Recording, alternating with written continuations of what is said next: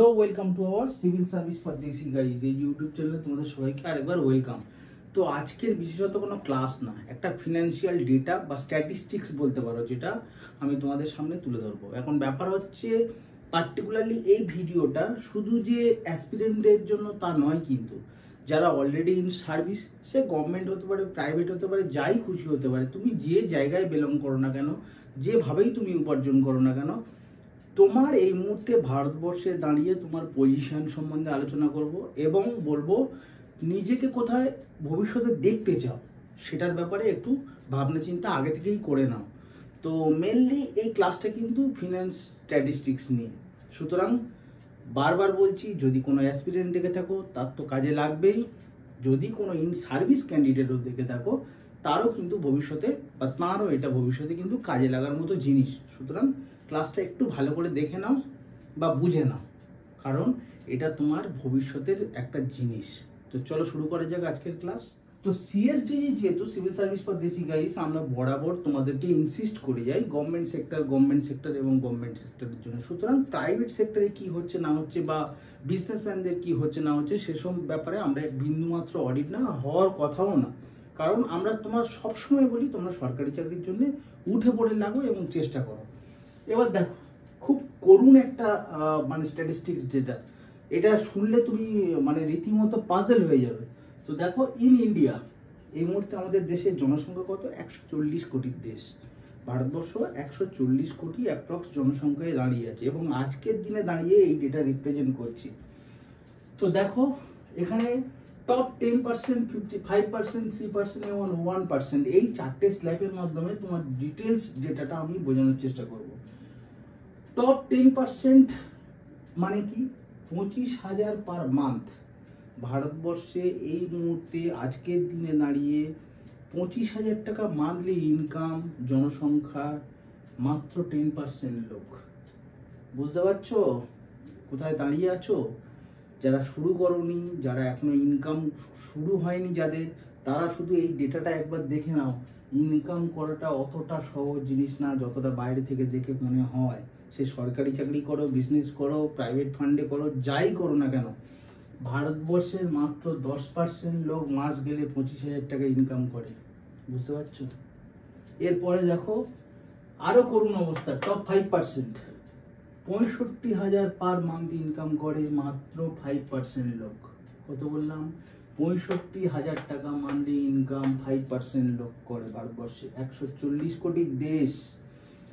Top 3% income করে 1 lakh per month. এই ইনকামের সংখ্যা মাত্র ভারতবর্ষের 3% লোকের, এবং টপ 1% লোকের মান্থলি ইনকাম 3,70,000 টাকা মান্থলি।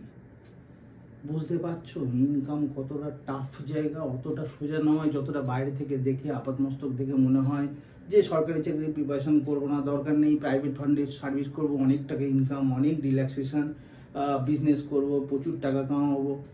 যদি অত সোজা হতো তাহলে 140 কোটি দেশের এই করুণ দশা হতো না, যেখানে মাত্র টপ 10% মান্থলি ইনকাম করে 25,000 টাকা পার মান্থ।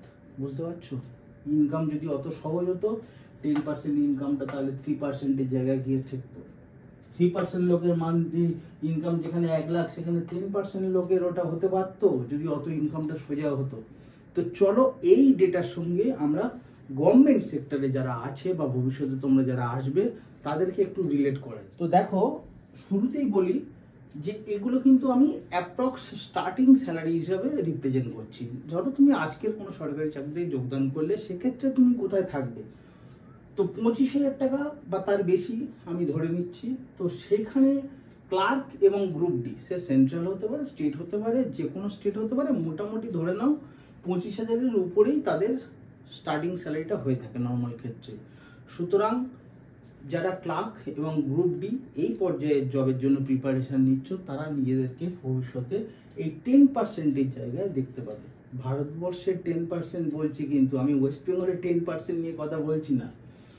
টপ 5% যেটা আমি 65,000 টাকা পার মান্থ ইনকাম বলছি, তারা কারা? WBCS এ এবং বি গ্রুপ, SSC CGL এবং হাই স্কুলের টিচার। পশ্চিমবঙ্গ সরকারের যে স্কুলগুলো আছে সেখানে যারা হাই স্কুলে চাকরি করেন, সেই সমস্ত টিচারদের মাইনে এবং এসএসসি সিজিএল এর পোস্টগুলো এবং ডব্লিউবিসিএস এ বি গ্রুপের পোস্টগুলোর মাইনে মোটামুটি ধরে নাও এই 65,000 টাকা পার মান্থ এই রেটে হতে চলেছে। এবং তাদের সংখ্যাটা কত? দেশের টপ 5% নাগরিক তারা। তো এর মাঝখানে দুটো স্ল্যাব আছে, একটা হচ্ছে মিসলেনিয়াস পোস্ট, মানে যেগুলো সিজিএল এর একটু পরের দিকের পোস্টও হতে পারে, এবং প্রাইমারি লেভেল বা আপার প্রাইমারি লেভেল এই যে সরকারি স্কুলগুলোর চাকরি, সেখানে এই পোস্টগুলো কিন্তু এর মিডিলে বিলং করে, মানে 65,000 আর 25,000 মাঝামাঝি জায়গায় তারা থাকেন। মানে ধরে নিতে পারো তারা ওই টপ 7% বা টপ 8% এর মধ্যে আসে। সেটা আমি আর নতুন করে দেখালাম না। এবার দেখো টপ 3%, টপ 3% 1 লাখ টাকা পার মান্থ, মানে তার বেশি হতে পারে। এখানে কারা থাকে? আইএএস, আইপিএস এবং কলেজের প্রফেসর, এই লেভেলের লোকজনগুলো 1 লাখের উপরে মান্থলি ইনকাম করে থাকেন। তো সরকারি চাকরির ক্ষেত্রে এইগুলো কিন্তু অ্যাকসেপ্টেবল। আমি আবারও বলছি, এগুলো কিন্তু স্টার্টিং স্যালারির উপর বেস করে ভারতবর্ষে তোমার এই মুহূর্তে ফিনান্সিয়াল স্ট্যাটাস। এরপরে যে স্ল্যাবটা আছে 1% যে স্ল্যাব, সেটা কিন্তু 3,70,000 টাকা পার মান্থ, এবং এটা কিন্তু গভর্নমেন্ট সার্ভিসে কোনো মতেই পসিবল না। সুতরাং ভারতবর্ষের যারা 1% ইনকাম হোল্ডার, তারা কিন্তু কেউই মানে স্টার্টিংয়ে সরকারি কর্মচারী হতে পারে না, তারা বিজনেসম্যান বা প্রাইভেট সেক্টরেও হতে পারে। কিন্তু starting salary per month business করে ইনকাম করাটা, মানে ছোটোখাটো এন্টারপ্রিনার হিসাবে ইনকাম করাটা কিন্তু টাফ। সুতরাং ইনকাম, আবারও বলছি, অত সহজ জিনিস না। এবং এই ক্লাসের মাধ্যমে তোমাদের শুধু ভারতবর্ষের ডেটাটা আমি তোমাদের সামনে তুলে ধরলাম এইটার জন্য যে তোমরা কিন্তু পড়ো এবং পড়ো। প্রতিটা জায়গায়, প্রাইভেট সেক্টর হোক, বিজনেস করা হোক, সমস্ত জায়গায় কিন্তু রিস্ক আছে। সেখানের মাইনে, ইনকাম, সমস্ত কিছু কিন্তু তোমার কাছে আনপ্রেডিক্টেবল। তুমি জানো না কত কি হতে চলেছে, এবং তুমি আজকের যে জায়গায় দাঁড়িয়ে আছো প্রাইভেট সেক্টরে, কালকে তোমার গিয়ে কি পজিশন হবে তুমি কিন্তু জানো না। বাট এটুকু তোমার কাছে গ্যারান্টেড যে সরকারি চাকরিতে তুমি যদি ঢোকো, তোমার কিন্তু এটা অ্যাসিওর্ড মাইনে, এবং এরপরে ধাপে ধাপে তোমার মাইনে বাড়বে, এইটুকু কিন্তু নিশ্চিত। কোনোদিন কোনো সরকারি কর্মচারী স্যালারি কিন্তু ডিক্রিজ হয় না। সুতরাং তুমি জানোই যে তোমার রিপ্রেজেন্ট কোথায় হচ্ছে ভারতবর্ষের মানচিত্রে, সেটা যখন তুমি জেনেই যাচ্ছ, তো শুরুটা করো না সরকারি চাকরি দিয়ে, যেখানে তোমার নিজের পজিশনটা তুমি দেখতে পাচ্ছ এবং আগামী কি হতে চলেছে সেটাও তুমি জানতে পারছো।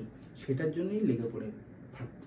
এইটুকু বলার, আজকের ক্লাসে আর বিশেষ কিছু বলার নেই।